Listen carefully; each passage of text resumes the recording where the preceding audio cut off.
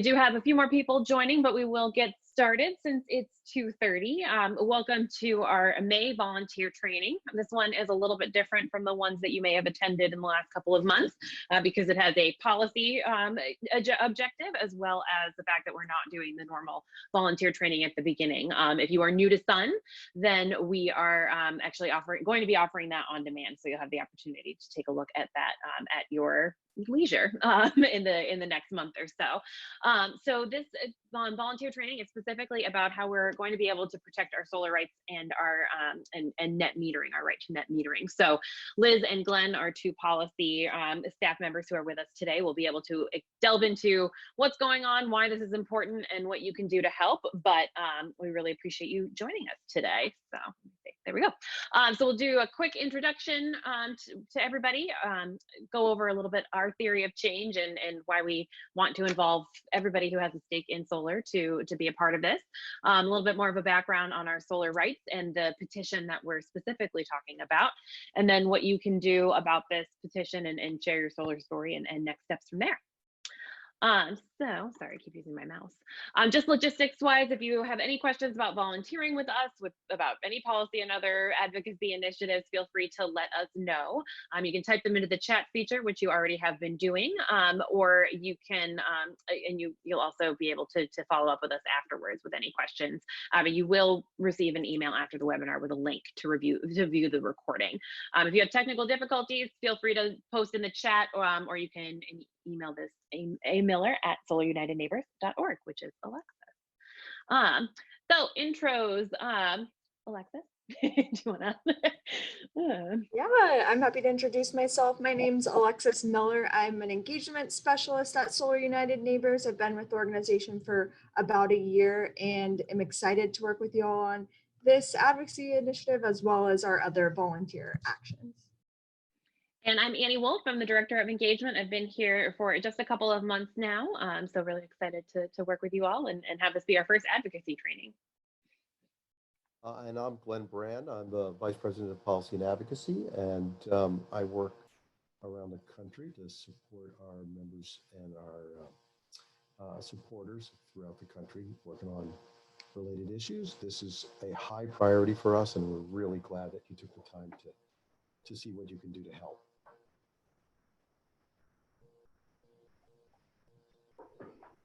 Cool. And I'm Liz Veazey, Solar Advocacy Campaigner here at Sun, and I work closely with Glenn on the policy and advocacy team across Sun states and at the national level. And excited to start with Sun. I just started a couple months ago and most recently worked on some rural electric co-op reform, but excited to now be working more on solar. And I live in Omaha, Nebraska. Awesome. So just a quick poll. So I'll be launching this in just a second. We'd love to know who's a solar homeowner. We also have a couple of other questions that this is not a webinar just for solar homeowners, but it is something that we like to know, and we welcome supporters of all types for solar. So we'll give that just a minute. When it goes to 2:35 on my computer, I'll see if we're still getting responses. All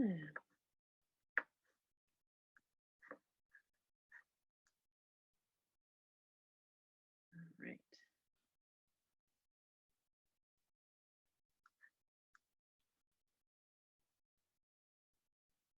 Awesome. And Charles, yeah, signed up for community solar. That's great. And yeah, Glenn, just if you are going to talk a little bit later, just getting a little closer to the microphone, that'd be great. All right.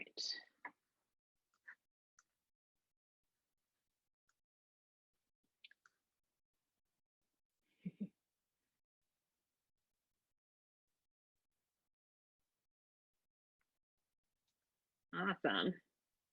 All right. Well, thank you guys for self-identifying. So I'm going to actually stop sharing my screen and hand things over to Liz.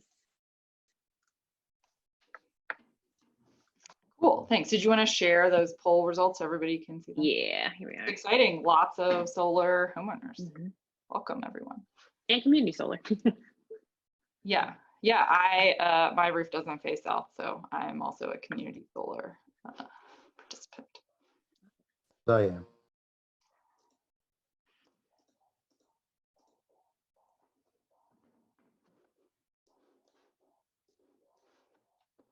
Cool. So yeah, I just wanted to kick us off a little talking about Solar United Neighbors' theory of change. I think this image does a good job of demonstrating that, but we, help people come together. I think maybe many of you to learn about solar and go solar together, and make it easier and simpler and lower cost for people to go solar. And then we help people continue to join together and fight for our energy rights to go solar. And so some examples of us, of Solar United Neighbors,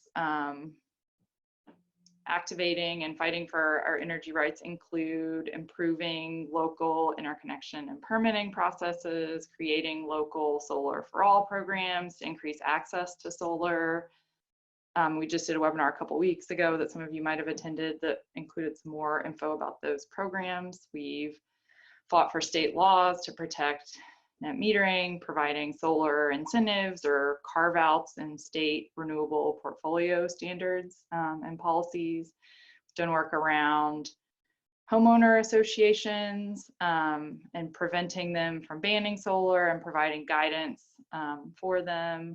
We just passed a law in Virginia around that, or part of a coalition that worked on that.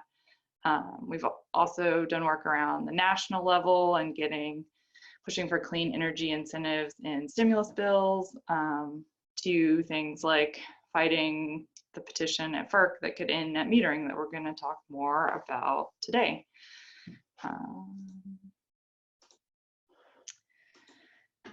So yeah, we all have a stake and benefit from more local energy and a more decentralized, resilient energy grid.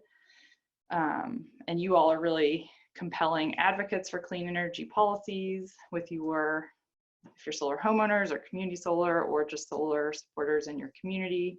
And we all really have an important stake in the clean energy economy.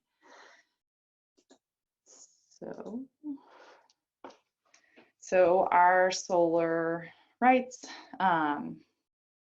So at Solar United Neighbors, we believe folks have a fundamental right to freedom to make our own energy choices and the right to go solar without interference from monopoly utilities, and that net energy metering, or NEM, or sometimes net metering, is really central to our energy rights, and it makes sure that people get fair compensation for the clean energy that solar homeowners and business owners send to their neighbors through the electrical grid. So let's dig in more to this specific petition that is at Ferc now. So in mid-April, a shadowy front group called the New England Ratepayers Association, or Mira, filed a petition at Ferc, the Federal Energy Regulatory Commission, asking Ferc to take control of net metering at the federal level. So that would likely undo states' rights to set net metering policy, and could even lead to taxing of solar homeowners and business owners as if they were like a utility company, which seems problematic. And Mira, this group, has many connections with investor-owned monopoly utilities and fossil fuel interests, and I'll put a link in the chat if people want to learn more about that group.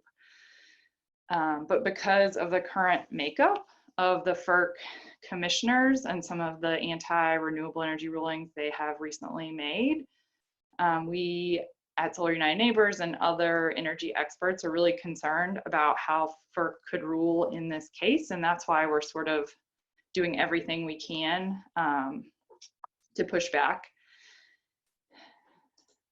And I'll also put a a couple page briefing from Vote Solar, who we're working with really closely, that has some more details if people really want to dig into that around this case.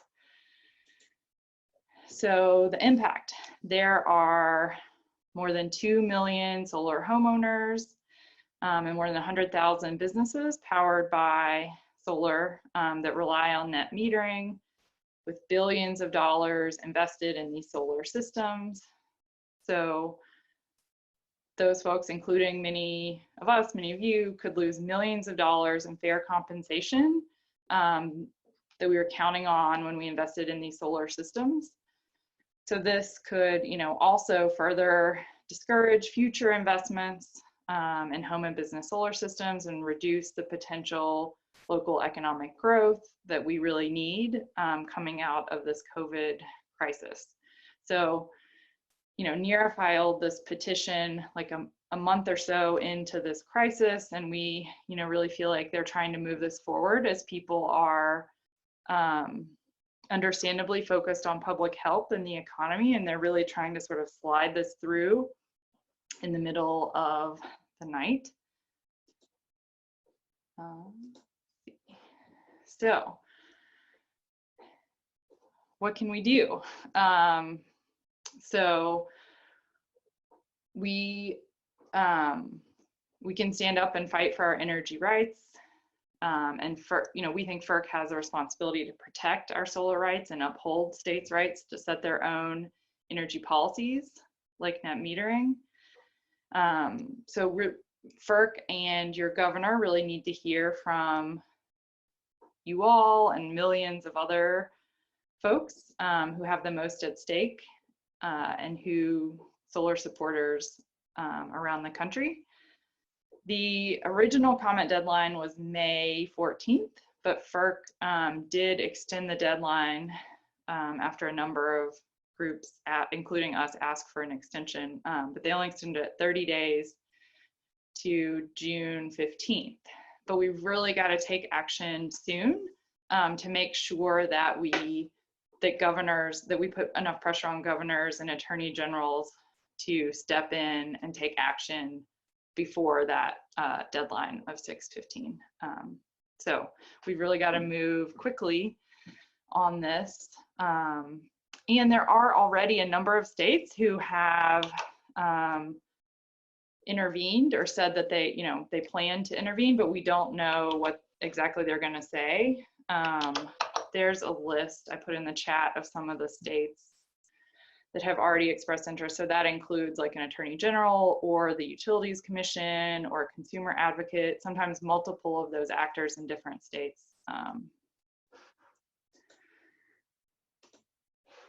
So what can you do now? So here's an overview of what you can do, and then we'll dig in a little more to the details on these actions. So we hoped to have a website launched for this, but we're just at a beta version, but we could really use your help in beta testing our action site before we launch it and helping us find the bugs.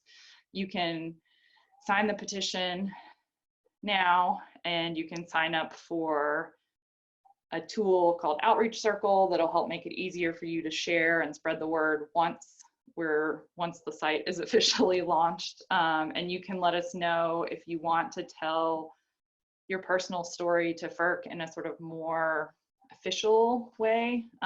So please let us know about that. And I can put that email address in the chat, I think.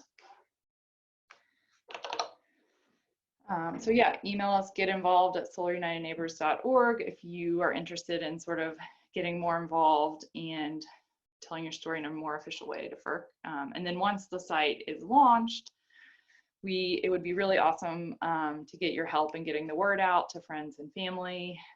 Through Outreach Circle is one way to do that, and then potentially writing a letter to the editor. So we're going to dig in now to more of these actions.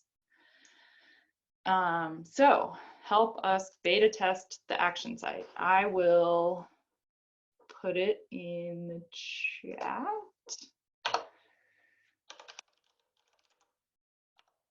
So I put the link in the chat, and then there's a password is I love solar if you want to check out our action site. So a couple things to know, please don't share this yet. You all are the first to see this outside of partner organizations who have worked to launch this. So check it out though, and please let us know either in the chat or through the Get Involved at Solar United Neighbors if you see things that seem like they're not right. And it's always useful, you know, to have people looking at it on their phone or an iPad or a computer in different places to see if something is off in any of those places. And what else should you know? We partnered really closely with Vote Solar to launch this site. And the take action part is live. So if you click and you fill that and you know, personalize that or add your info and take action, that we will be sending that to your governor. So the action part is live. So we invite you to do that and then to let us know if you see anything that looks off.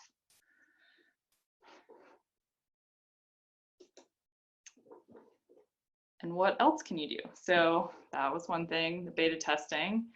And then we are launching a new tool, and you all were sort of, this is also sort of a beta test, but we are using this tool, which you can either access as an app or in a browser. I will put the link into the chat. So you can sign up there, and it currently just has one action to sign the petition to go to the Take Action site. But we will add some additional actions that will make it easy to share about this action on Facebook and to share with friends via text or email. And there may be other opportunities to take action. And so if you join our outreach circle, you will be the first to know when our action site is live and when there are other urgent action opportunities. So we hope that many of you will join and help us really get the word out about this Ferc petition and the need to take action. And yeah, and you know, give us feedback if you have it on how well it works or doesn't work, so we can make it better in the future and refine it. Yeah, just to note, this is the first time we're using this for something like this and on this scale. So any feedback that you have, whether it's, you know, worth it and you love it, or it's not worth it and you're not going to use it, is super helpful. Awesome. Thanks, Annie.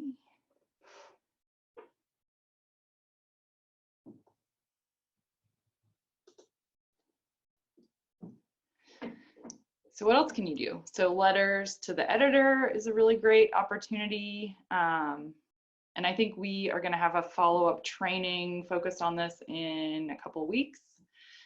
So we'll keep you posted about that. But if you are interested in this, the first thing to do is, you know, check the newspaper you want to write to and see how you submit it and how many words. It's usually around 150, though sometimes they go up to 250. And we don't have a personal, you know, we don't have a template or anything because we really think that personal solar stories are really important here. So, you know, tell your story and talk about why net metering and the state's rights to make those decisions are really important. And then ask people to go to protectnetmetering.org. I see there's lots going on in the chat, and hopefully my colleagues are able to answer all of the many questions. Yeah, don't worry about it, Liz.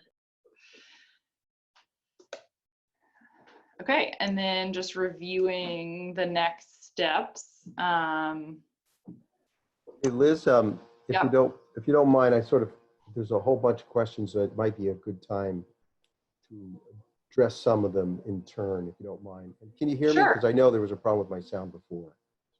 Yeah, you're better, I think. Okay, thank you. So just quick things. In DC, we don't have a governor, of course, but the Attorney General has already filed to be an intervener in the case and is. Yeah, Glenn, your sound is going in and out. I don't know how far away you are from the microphone. Well, I don't know. It's my brand new headset, and so I'm not quite sure what's going on. Is that any better? Mhm. Okay, I'll just hold it up to my face. So the DC Attorney General has already filed. We actually requested that directly and going to file in opposition to the petition, which is good. Some of the other issues here, the legal angle here is that, and I won't get too, I'm not a lawyer, but I also won't get too involved in this. But just so you know, what's happening is that the petitioners are asking to take federal jurisdiction over net metering and other energy policies, related energy policies, from the states. And so in many ways, what this is a states versus federal rights issue. And we already can see that some people are opposing the petition just on those grounds. They're not even talking about net metering. They're just saying states, and we agree, by the way, that the states should have the right to set their own policies. And so the idea that a federal agency would tell the states that they can or cannot design a program like net metering is fundamentally undermines states' rights. So that's an important part of this. We all know that the net metering is a foundational policy for solar growth, and the continuing solar growth in the United States and in the States. But this whole jurisdictional issue is important to many of us as well. I see a good question from Laura Arnold about Indiana, where the legislature has passed legislation to phase out net metering. And I agree with you, Laura, that's a big problem in states like that. But the key question here is that should the political winds shift on net metering in Indiana, if they don't have the right to enact those policies, the federal government would take precedent. And so that's the principle at stake here. And Glenn, another question that came in about Maryland was that the AG is more likely to be supportive than the governor. Is that something that we're able to address, or is it still worth having these letters going to the governor? We absolutely think that the governor is the right target here. There could be some distance between. This is one of the problems here, is that some AGs are more independent from their administrations than in other places. But nevertheless, we still think that governors are the way to exercise pressure on FERC. We also think that FERC will find it more persuasive and more likely to be influenced by their governors. In most states, the AG is carrying out the governor's policies. And another question from a little higher up was, is contacting state PUC also recommended? And I apologize, I don't know that acronym. I'm sorry, could you say that again? Linda, well, I heard the question was about contacting the public utility commissions, sometimes PUC or sometimes Public Service Commission, PSC, the name varies state to state, but some of those have already intervened. Glenn, do you want to talk more about targeting them? There is certainly no, it is always a good thing to contact the PSC. Generally speaking, PUCs and PSCs are Public Utility Commission, Public Service Commissions are harder to influence. They're less accountable because they're appointed. But it certainly would not hurt. We have seen some Public Utility Commissions intervene. And again, we don't know what position they will take. So the fact that you'll see on that long list that Liz posted, I think it's about 18 states. We're not 100% sure, one could guess perhaps, but we're not 100% sure where they're going to come down on this. We do think that a lot of states will simply ask FERC, and this is what we would like to see, will dismiss the petition. They won't even take it up. And we think that would be a good outcome. So if you are going to do that, that would be great. I consider that to be a secondary ask to the governor. And of course, when you sign the petition, we'll be sending your message to FERC as well. And just another question in terms of who we might be able to target or influence. We have a question from Eric about lobbying at the federal level. He's in Virginia and they have a senator up for re-election this year. Yeah, at this point, there's no federal level legislative role. I certainly think it's a good idea that that your federal legislators be aware that of your concerns on this. But I would there would be no legislative solution, at least in the short term. So really what we want to do is kill this at the FERC level and not let it get beyond that. There's a good question from Laura about NARUC, which stands for, Liz, you're good at the acronyms. What is that again? That's the— I think it's the National Association of Regulatory Utility Commissioners. Very good. That was great. So good news there is NARUC has already very clearly come out opposed to this. And they are the ones we think were probably the most influential in getting the extension of the public deadline, public comment deadline. Greg, I appreciate your suggestion about the use of the word shady. I think it was a bit of a pun on our part too, solar and shade. The fact is, I understand what you're saying. The fact is that this group, and if you look at this, the article, there's been a couple of articles in the press about who this group is, and they are shadowy. Maybe shady is over the top, I agree to that. But they are shadowy. They do represent utility interests. They're not disclosing who they represent. If you read that background story from the Energy and Policy Institute, you'll see some of the evidence. But I appreciate your comment on that.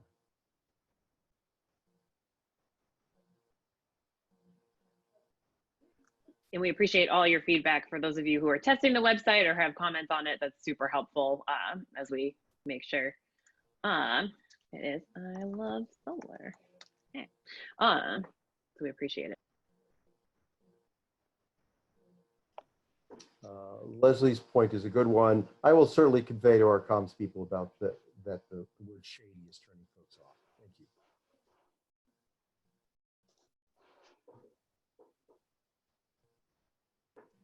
Okay.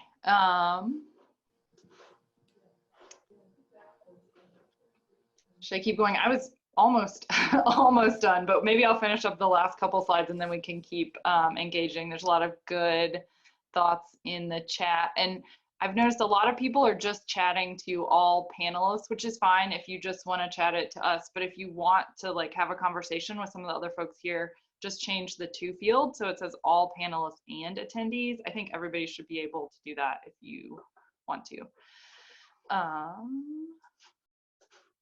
Cool. So yeah, I was just going to review the next steps around giving people the opportunity to beta test. It seems like a lot of you are already doing that, which is great. Thank you for your help on that. I'll put the link in the chat again, and then the password again is just I love solar. Please don't start sharing this yet, but please let us know if you notice things that aren't working. And then, yeah, you can go ahead and sign the petition there and send a letter to your governor and to FERC, and let us know if you want to sort of tell your personal story to FERC in a more official way, and we are happy to work with folks on that. You can email the getinvolved@solarunitedneighbors.org. You can sign up for Outreach Circle, and then you'll be the first to know when the site is launched, and we'll make it easy for you to share and get others to take action, which will be really important. And I will put a link in the chat again for the Outreach Circle, how to join that. And then we will also, I think, as we've noted in the chat, send a follow-up email tomorrow with the recording and all these links to make it easy for you to follow up. And then once the site is launched, we will let you all know. You will be some of the first to know, and we'll ask you to spread the word and write a letter to the editor if you're interested in that. And then we'll do a session on that the week of May 18th to provide more support for that. Somebody just asked if we'll be sharing on social media. We will be doing that very soon. Hopefully the site will launch later today or tomorrow at the latest. And if you're on Outreach Circle, we will send you an action to share the Facebook post. So will make it really easy for you to know when that is up. So I think Annie has a poll to launch, or maybe, can you launch it? I am trying. It's just asking me if I want to relaunch poll. There we go. Poll 2. All right, launching that poll. So this is just to see what actions you're interested in taking. Some of this will require some follow-up. For instance, if you select write a letter to the editor, we will send you an invite for that session upcoming in the next couple of weeks if you're interested in doing so. And you know, most of you have already beta tested the action site. So this just gives us a little bit of an idea of what's going on. And I do want to say, you know, just, you know, I know we would have loved to have the site ready to go for you today. We wanted to plan this webinar for this week because the original comment deadline was next Thursday. So we wanted to give you all time to be able to take action if we did indeed only have a week in order to do so. But we didn't want to cancel this webinar once the deadline was extended by 30 days. So that's why, you know, there's a little bit of things that have been a little bit held up, but we do have time, but it's also really important that a lot of this messaging gets out sooner rather than later. So thank you all for bearing with us as we launch these things as soon as possible. Awesome. So I'll give it another couple of seconds. Cool. Thanks for everyone who's participated in the poll so far. Lots of you want to take lots of action, so that's very exciting. Yeah.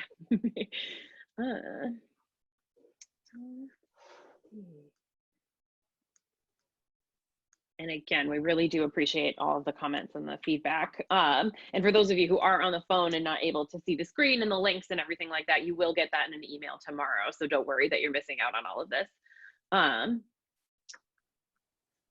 And same thing, I'll be putting together from the chat some FAQs and some answers to some of the questions that came through. So you'll have, you'll be able to see those as well.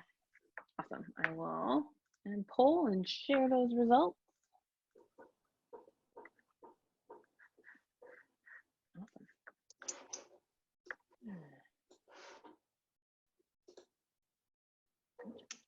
Awesome. Thanks everybody for all of the actions. We, I think, can continue to hang out and take questions for a while if people have additional questions about this. And you can get involved at solarunitedneighbors.org or go to solarunitedneighbors.org/volunteer. All right, Annie, you want to say anything else at the end here, or should we just dig into? No, we just really appreciate you all taking the time to be here and helping us out with this. We're really excited to be able to have Liz and Glenn on board to answer your questions and also sort of kickstart our advocacy portion of our volunteer program. So this is the first of hopefully what will be many actions that we can take positively as well as in reaction to some of these things that come through to us. So let's see. So we have, so I missed, is the site supposed to allow us to send to the governor now, or is that later? And that does, we're collecting those responses, right? Yeah, I was just in chat, but yeah, if you take action now, it's going to your governor, I think now or pretty soon, and then we will, I think we're going to compile all of them and submit those to Ferc at the end or a couple of times throughout this process. But. Definitely. And I do like that, Joseph, our solar rights as opposed to your solar rights for sure.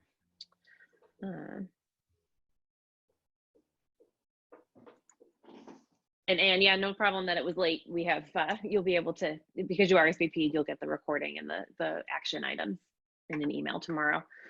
So.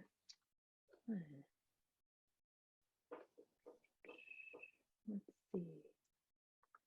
And yeah, Joan, same thing. We'll be sending you a copy of the slides and frequently asked questions from the chat because you don't need, things about Glenn's microphone. So.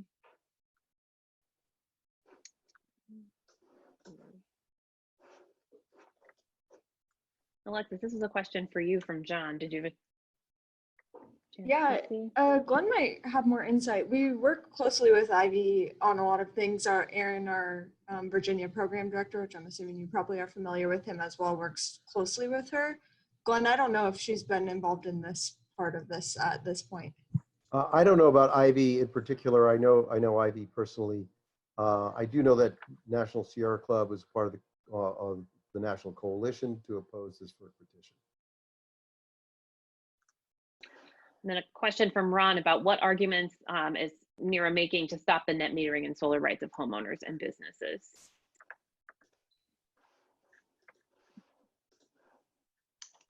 Yeah, I was just gonna put a link, and I'm having trouble copy pasting for some reason, but putting a link in the chat to a Vote Solar brief that sort of provides, I'm still having trouble with that, but that provides more information on that. But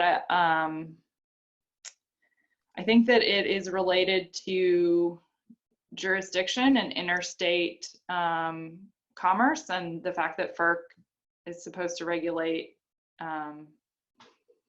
energy utilities. Glenn, do you want to talk more about that?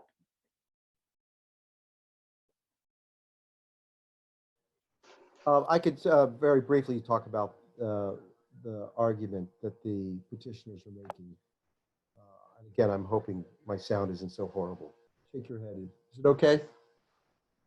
Okay. Again, I apologize about the sound. The main argument they're making is that they're treating net metered customers as mini power plants, which is, of course, sounds absurd, and because it is. Ferc has long held with numerous decisions and precedent that the states have the right to set their own policies on net metering. So this would be a big reversal if Ferc changed their mind. It's a jurisdictional argument, and if they're also asserting in their petition that the net metering rate, if it does continue, would be lowered to the avoided cost rate, which would depend on where you are. But this would be a significant drop in compensation, far below what the value of solar really provides to the grid. Yeah. So those are the two basic arguments. There's a few other legalese arguments, but that's the basic two arguments. And Glenn, they're also trying to get, or they're saying that Ferc should decide that solar homeowners should be taxed as if they were if they were a power plant, right? Yeah. Right. So there would be a kind of a cascading of effects should they make this change, and that would include some taxation. Now, no doubt there would be a lot of legal challenges to all of this, but we're trying to avoid all of that because we're trying to strangle it right now before it gets too far. That's why public engagement is so important on this. Ferc is not used to getting public comments that often. When there have been a lot of attempts recently and are ongoing to get Ferc to do things on things like pipelines. And they're very resistant to, they're not really set up to be a publicly accountable agency, which is a big problem. And that's why it's so important that they hear from the public about this. With enough people, we will get their attention. We also think that if enough attorney generals and governors intervene, that they will see that this is, they should stick with their precedent and dismiss this petition.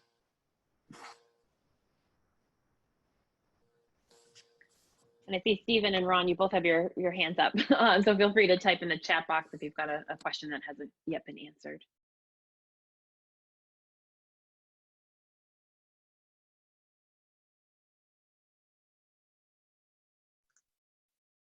And that's great. Those who are sharing about how solar has impacted their electric bills. I mean, those are the stories that we definitely want to hear, and those are the ones that have an impact. So if you're willing to share that to a broader audience, definitely email get involved at solarunitedneighbors.org, which I will put in the chat box, but you'll also get that in the email, because we're still, again, working on some of the strategies of how best to get this information to those who need to hear it.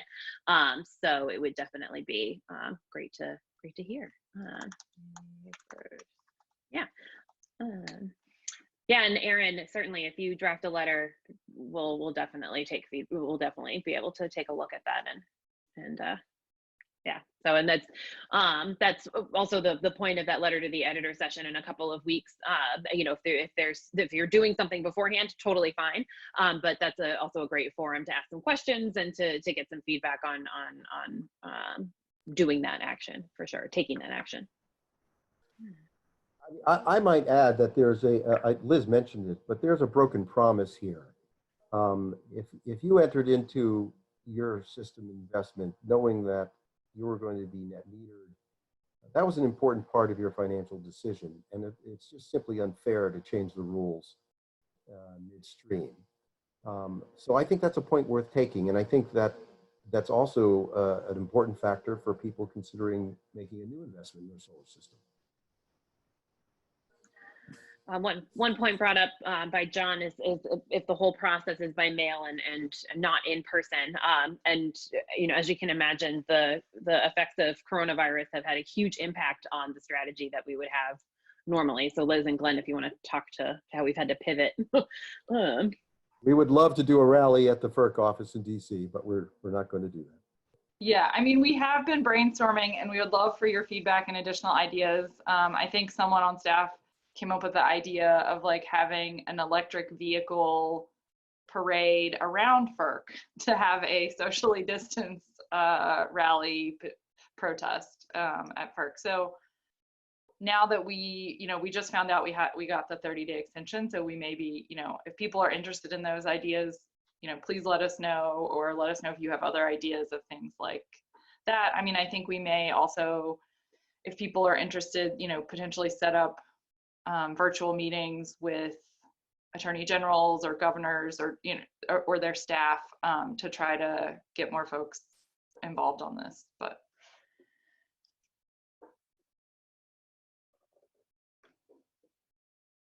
yeah, and the way that Ferc usually works is that there are no in-person hearings. It's all just sort of by paper. So you just file submissions and then they make a decision. And there is no in-person hearing or anything, unfortunately.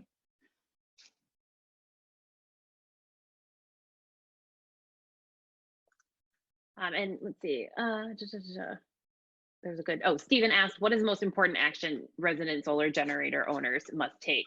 And out of that list, definitely signing the petition, I think, is the one that'll have the most immediate impact, right? Yeah, and I might think of it as a pyramid of actions, right? The base one, the one to do for sure, is to sign the petition on protect net metering. Glenn, you got to move the microphone. I'm going to put it right in my mouth. The most important part of the action is to sign the petition. Then if you have the energy and the time, the motivation to do more, it would be great if you could reach out to your utility, your public service commission, and let them know that you're concerned about this. I think that's a step up. I think a really important thing to do is to write a letter to the editor. Everything is COVID all the time, which is understandable. So it may be hard to get a letter to the editor in, but it's really important that the public be made aware and how they can intervene. Having a deadline of public comment of June 15th will help make this timely to the media. Small newspapers are just as important in our view as large newspapers. It's easier to get into the smaller ones, of course, but you know how it is. People read their small papers. They always read the letters to the editor, and that's not always true for the Washington Post or something. If you're interested in forwarding it to your friends, the petition to your friends, to your colleagues, to organizations you're involved with, if they're engaged in this kind of work, would be very important. We are reaching out to solar installers to ask them to inform their customers about this so they can take action. And that's why You Vote Solar and Solar United Neighbors created this site, to make it as easy as possible to take action. Yeah, I can take a couple questions. There's a lot and I'm not reading all of them.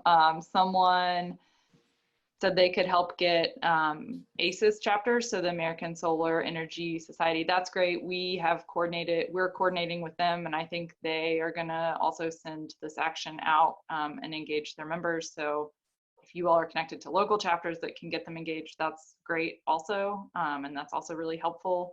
Someone asked about, how do we know each governor supports our cause? Well, at this point, I think we only know if we reach out and ask them what their standing on this is. I have not read all of the submissions to FERC on intervening, but most of them just say, like, we should have standing in this case because this impacts the people in our state or something like that. And so don't really say which side of the issue they're going to come out on. Glenn, you want to talk about that? Well, you could call up your governor's office on the telephone and ask them directly. Of course, the person who answers the phone may not have much to say, but you could really urgently insist that they get back to you on what the governor's position is. And again, if they're opposing it because they want their states to have the right to set their own policies, that's a good reason to oppose it. You know, they don't have to talk about the benefits we understand, the multiple overlapping benefits, economic and environmental benefits of the net metering policy. In our mind, you know, these are related. These are two sides of the same coin.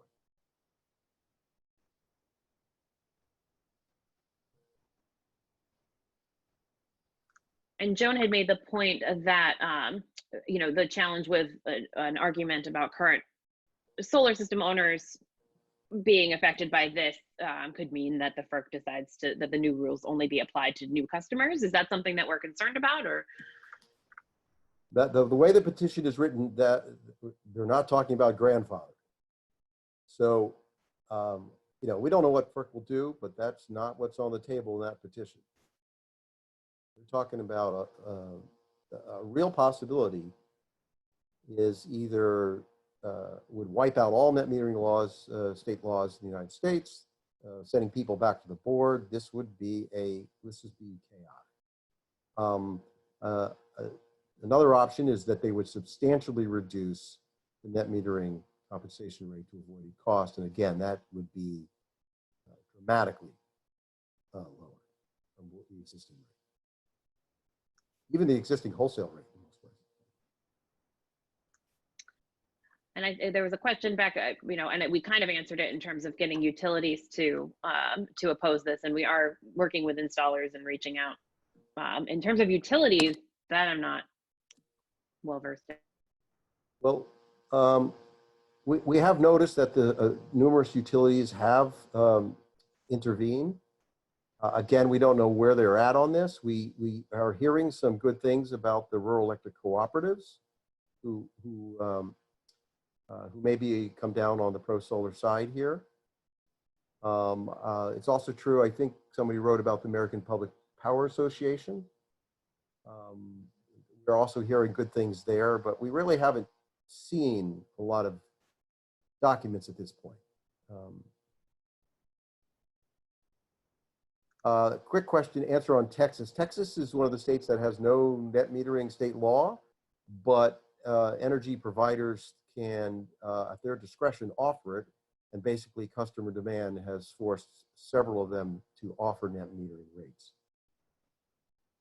The only state that I'm aware of where there is no net metering is Alabama.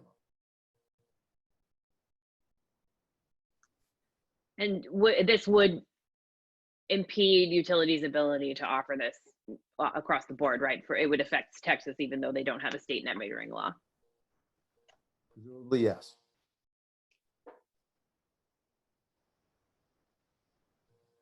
Because again, just to make the point, the petitioners are claiming that this is this should be under the province of the federal government of FERC.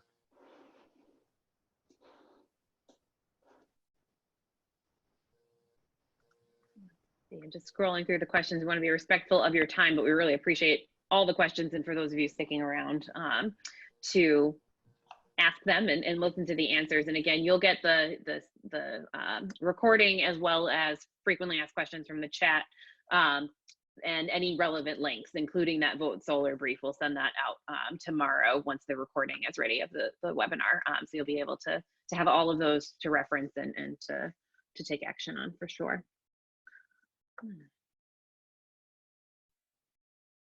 I like that Stephen wants us to be on 60 Minutes.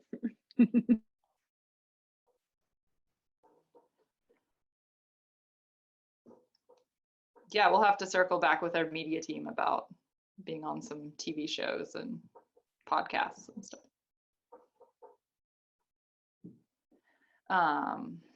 And I think we also are working on potentially training folks to be interviewed by the media. So I think some of you all seem like you'd be really great for that. So we will probably be following up with more information. We are just sort of pulling that together, I think. So we will be following up with more info about that.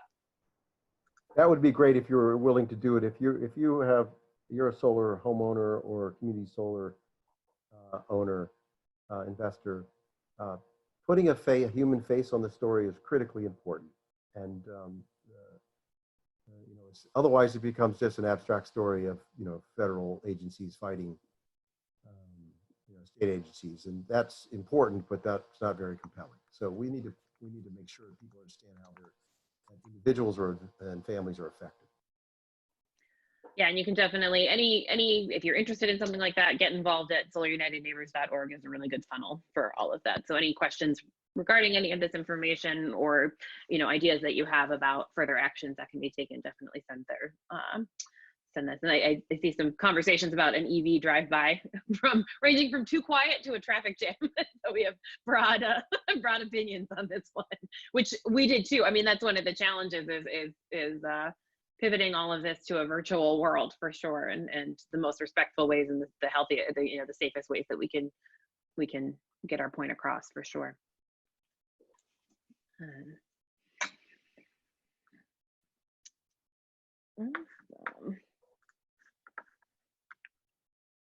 I just wanted, there's a question here saying maybe I misunderstood the question, but absolutely solar installers are very concerned about this. They're actively seeking to mobilize their industry to contact Ferc. Their argument is largely centered on the states' rights angle at this point.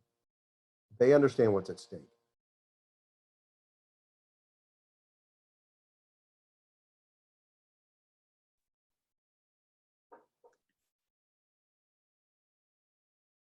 Wonderful. Well, again, we want to be respectful of your time. We've been on here for a little while. So if you have any questions, we'll give it another couple of minutes before we let you all go. But again, you'll be getting the follow-up recording as well as frequently, the questions from the chat, and any relevant links and action steps that you can take tomorrow once this recording is uploaded. It usually takes a day for Zoom to do that. And this will not be the last time you hear about this either. So this will be something that we're pushing out over the next month, and is definitely important. So if you have any questions, feel free to reach out, and you'll see this around for sure. I love Erin's idea of solar homeowners making videos of themselves to send to Ferc. I don't know how Ferc would receive that actually, so we would have to figure out how to do that. But it's the kind of thing that we would love to work with folks. If you're interested in that, and we'd be glad to help coordinate that. I mean, you yourself would do the interviewing on your phone or whatever, but we could figure out ways to do that, to promote it on social media. Use the get involved at solarunitedneighbors.org if you're interested in that idea. That's a cool. Yeah, Erin, that's fantastic.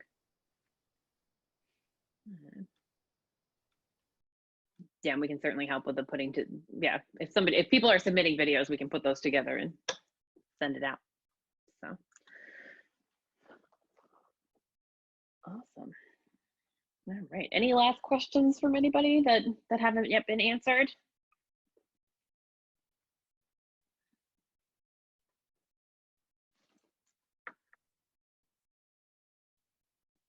Wow, yeah, Paula, you do have everything.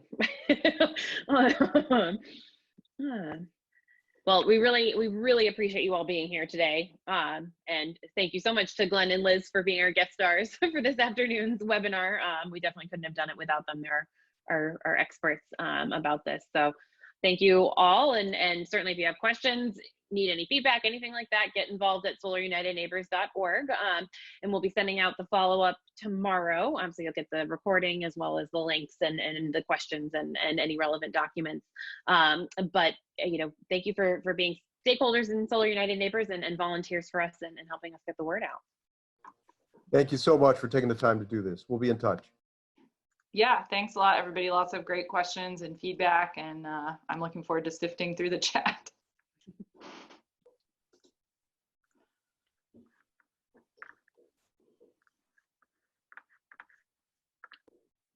All right. There's a couple more comments coming in, so. I guess I will.